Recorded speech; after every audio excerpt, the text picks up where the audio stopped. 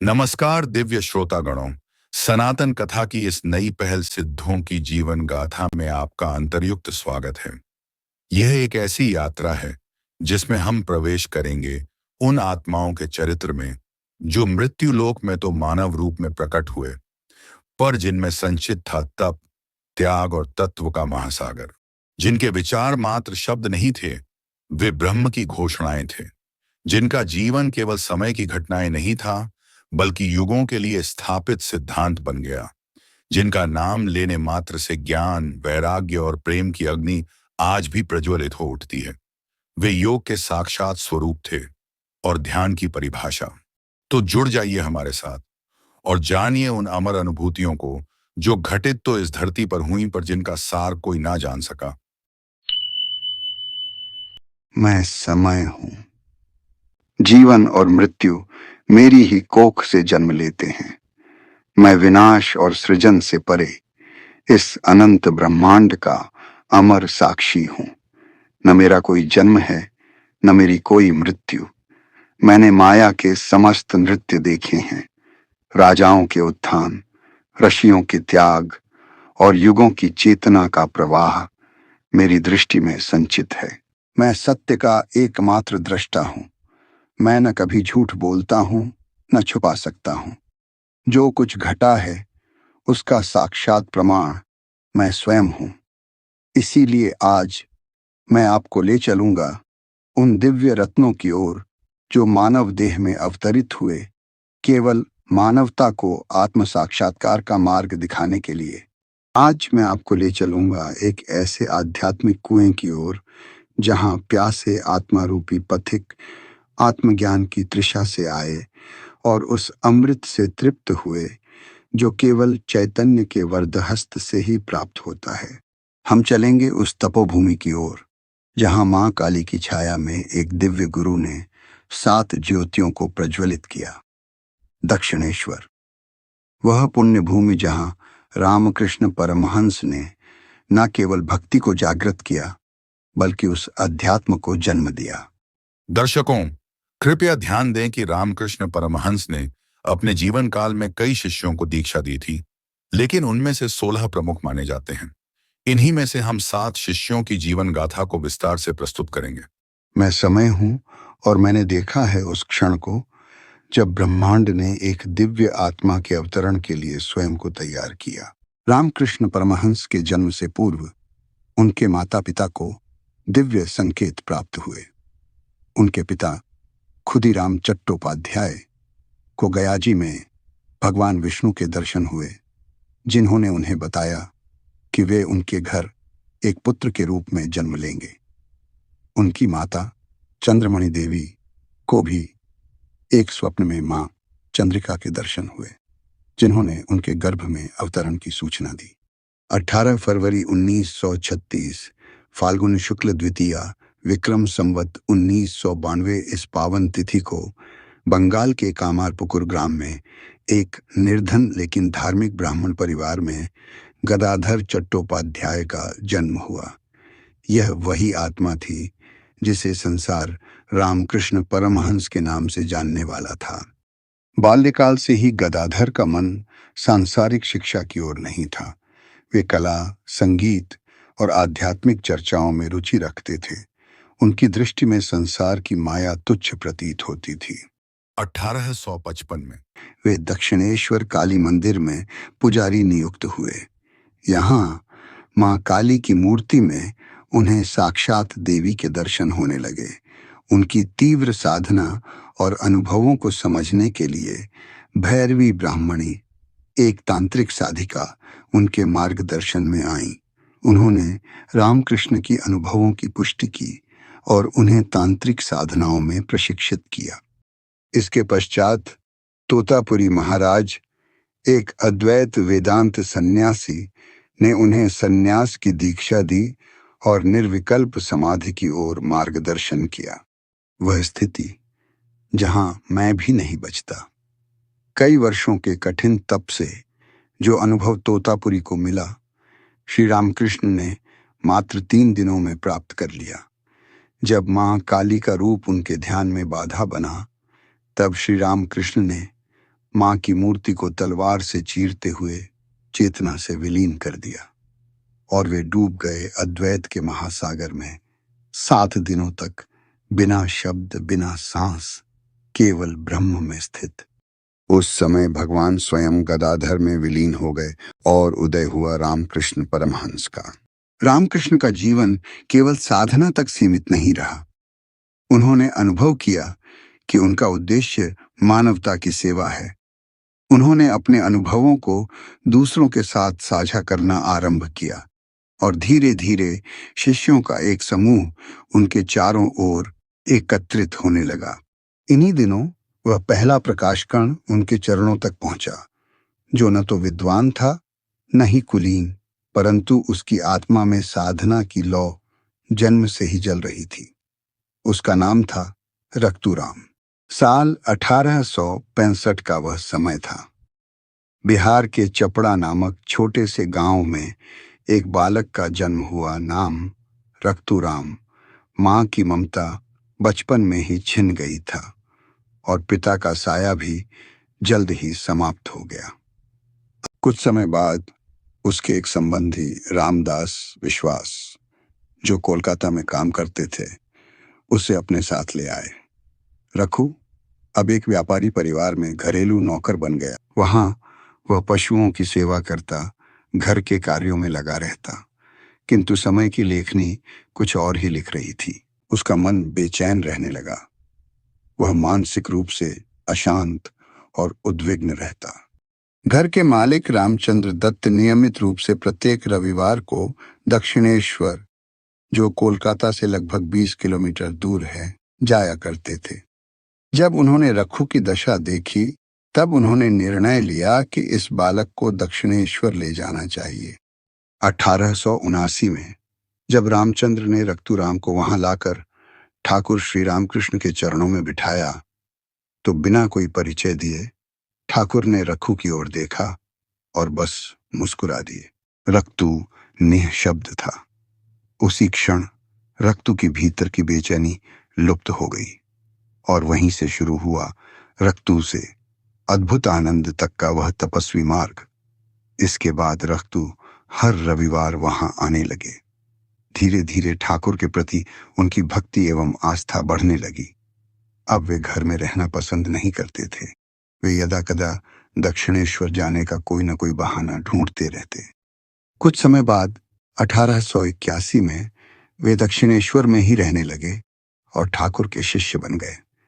रक्तूराम को लोग राखा राम, लेतो राम, लाटू राम भी कहते थे।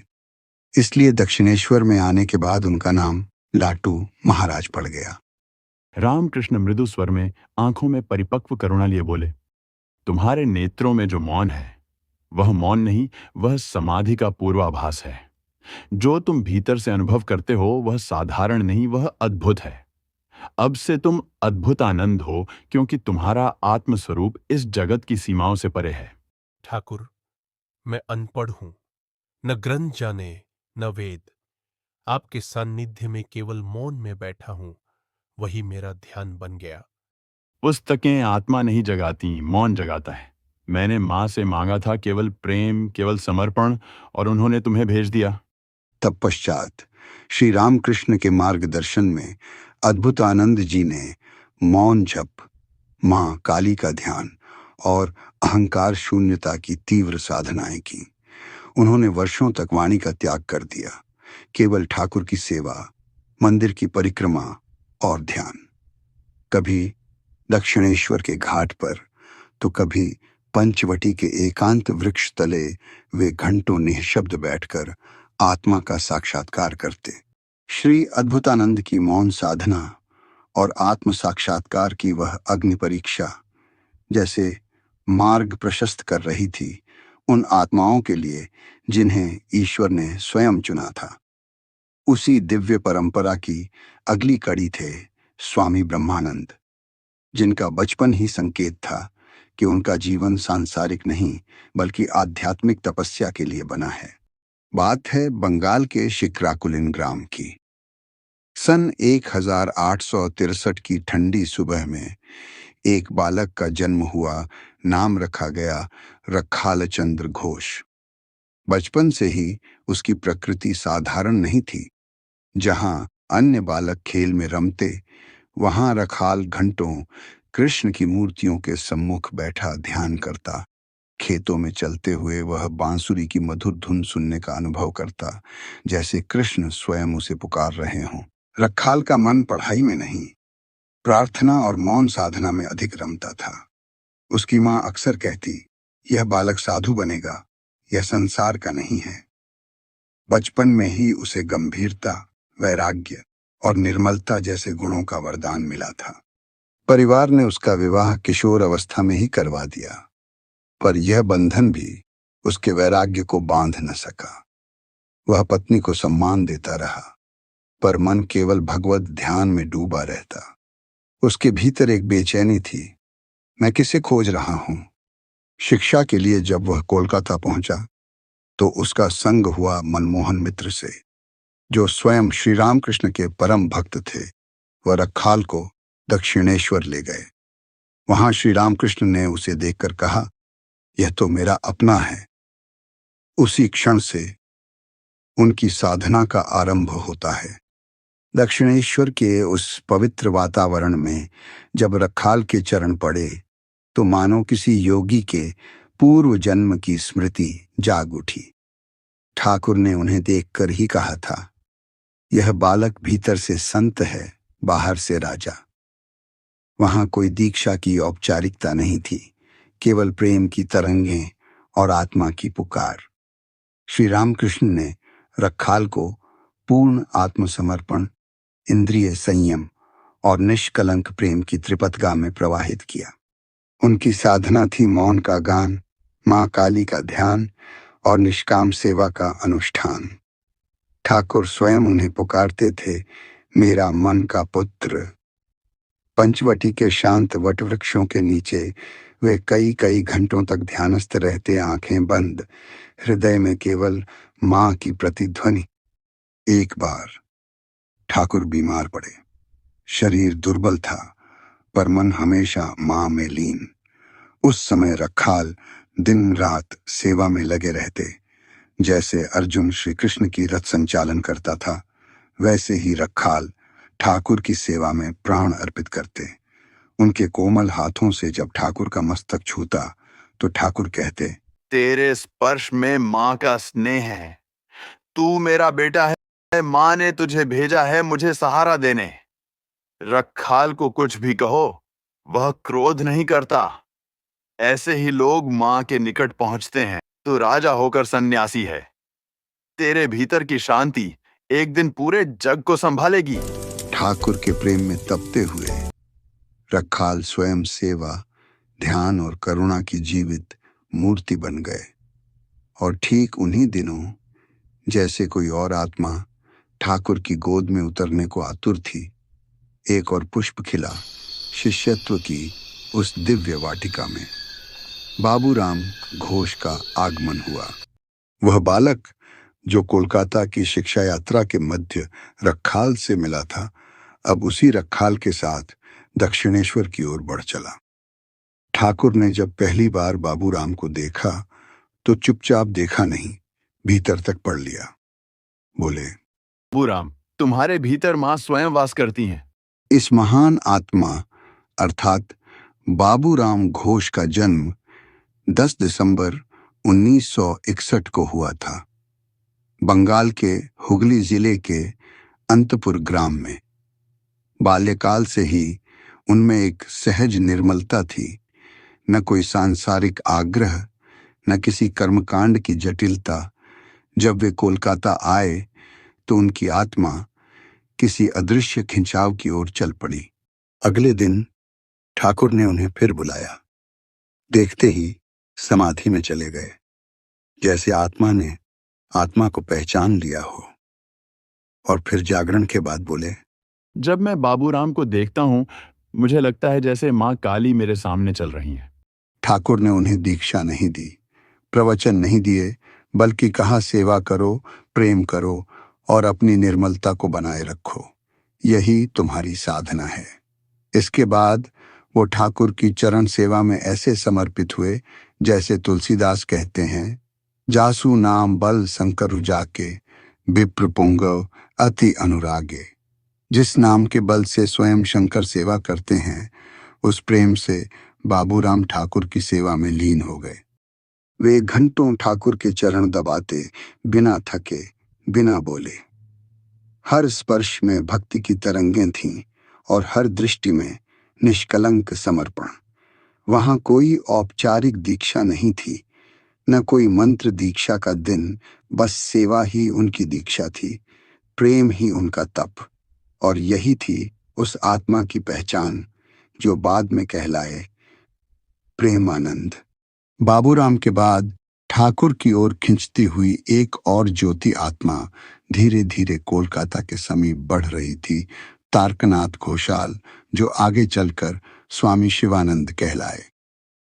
सन 1854 बैरकपुर के पास स्थित बैरसत नामक स्थान पर जन्मे तारकनाथ एक संस्कारी ब्राह्मण कुल में उत्पन्न हुए थे।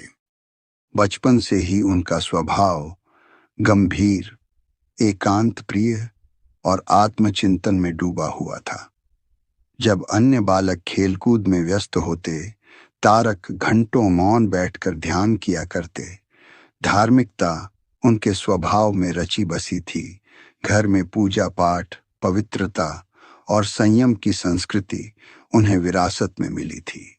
विद्यालय में वे निपुण छात्र तो थे, पर उनका झुकाव बाह्य ज्ञान से अधिक आध्यात्मिक अनुभव की ओर था। उन्होंने कुछ समय के लिए सरकारी नौकरी भी की। ब्रिटिश भारत सरकार में एक छोटे से पद पर नियुक्त हुए, पर वह संसार की चमक उनके भीतर की लौ को बुझा न सकी। वे अक्सर अकेले ही तीर्थ यात्रा पर निकल जाया करते। काशी, गया, पुरी, और उनके भीतर कुछ अलौकिक की तलाश निरंतर बढ़ती गई। तारक को नौकरी के दौरान एक बार बहुत बड़ी पदोन्नति का प्रस्ताव मिला, जिससे वे एक उच्चाधिकारी बन सकते थे। लेकिन उन्होंने कहा, जिस जीवन में आत्मा को विस्मरण हो, वह पद किस काम का? और उस क्षण उन्होंने नौकरी छोड़ दी। यह घटना उनके भीतर के त्याग की पराकाष्ठा को दर्शाती है। ठाकुर से उनके मिलन की भूमिका भी अत्यंत सुंदर थी। यह रामचंद्र दत्त जैसे एक भक्त के माध्यम से संभव हुई एक ऐसा क्षण जो भाग्य और अनंत करुणा का संगम था। जब तारक पहली बार दक्षिणेश्वर पहुंचे, तो ठाकुर उन्हें देखते ही मुस्कुरा उठे, मानो वर्षों से प्रतीक्षा कर रहे हों। उनके गंभीर मौन और सहज वैराग्य को देखते हुए श्री रामकृष्ण ने कहा, तारक महापुरुष हैं। ये बाहर से शांत हैं, पर भीतर से अग्नि के समान तपस्वी हैं। तारक को कुछ कहने की आवश्यकता नहीं। वह भीतर से इतना शुद्ध है कि साधना स्वयं उसमें उतरती जाती है। एक बार ठाकुर ने स्वप्न में देखा कि तारक ब्रह्मज्ञानी बनकर लोगों को शिक्षित कर रहे हैं।